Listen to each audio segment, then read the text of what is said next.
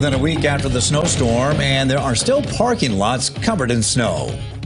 Plus, a familiar face is once again taking over the office of South Dakota's Attorney General.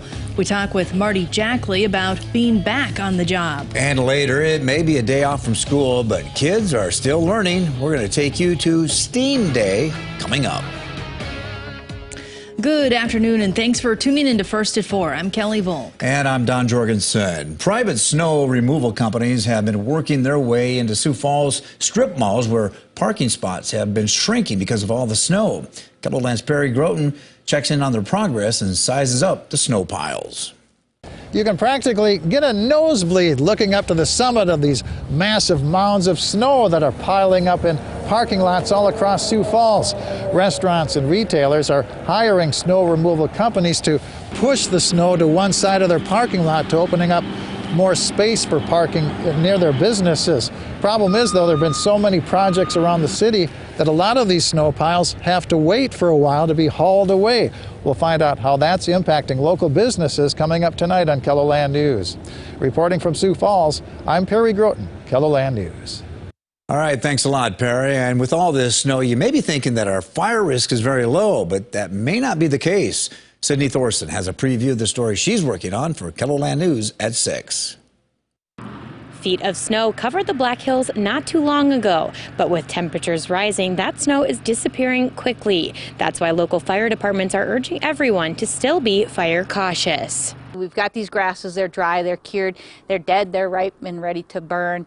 All it takes is an hour for them to dry out in the wind and the nice warm sun that we'll be seeing on a weekend like this weekend. I'll explain how the snow impacted fire danger levels and why people should still be careful of ignition sources in my story tonight. In the Black Hills, Sydney Thorson, Kettleland News.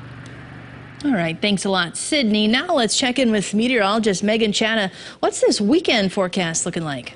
Well, Kelly, this weekend is looking warm, which is what everybody wants to hear to help get rid of some of this snow. Doesn't seem like it in Sioux Falls right now at 15, but we've had sunshine, and tomorrow brings even warmer temperatures. We just have a light south wind here, but Aberdeen finally got rid of some of the fog this afternoon, also at 15, but those south winds are at 14 miles an hour. We are warmer as we head farther west, Pierre at 27. Plenty of sunshine, and Rapid City has been our warm spot today at 53 with plenty of sunshine. In eastern Kettleland, especially along I-29, we struggled to get into the teens this afternoon, but definitely warmed up across western South Dakota with Custer and Rapid City coming in the 50s. We do have a south wind anywhere from 5 to 15 miles an hour. That does pick up for the day tomorrow. We could see some of these wind gusts in the areas in the yellow and orange and red nearing 30 miles an hour or more, which could cause some blowing snow issues throughout Saturday afternoon and Saturday evening. For tonight, mostly cloudy skies, a low of 14 for Sioux Falls and Aberdeen, 18 in Pierre, and 25 in Rapid City. Tomorrow, 35 our high Sioux Falls, 32 in Aberdeen. We could see a stronger south wind though, 41 in Pierre and 58 in Rapid City. Sunday slightly colder with 32 our high for Sioux Falls and Aberdeen, 40 in Pierre and 46 in Rapid City. We are watching our next chance of snow coming next week. Thanks, Megan. A South Dakota lawmaker wants to put a limit on repeat ballot measures. Joint resolution in the House 5001 would require at least one intervening general election to occur before a constitutional amendment could be offered again to voters. It would also give the Attorney General the authority to decide whether a proposed constitutional amendment is too similar to a previous one that voters rejected. If the joint resolution is approved, it would end up on the November 2024 ballot. North Dakota is once again launching an app to help people keep track of bills making their way through the legislature.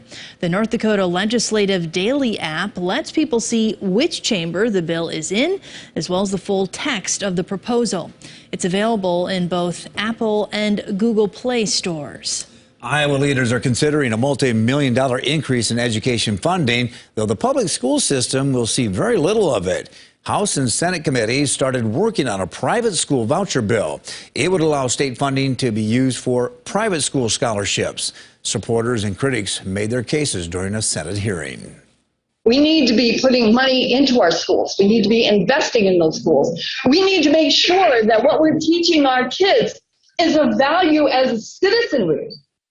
And this concept of tax dollars being available to recipients who can use it as they choose and select the child's personalized education is like the people on Medicaid or food stamps choosing where they're going to buy groceries or where they go to the doctor. This is a concept that has not collapsed that system, and this is a reasonable solution for education.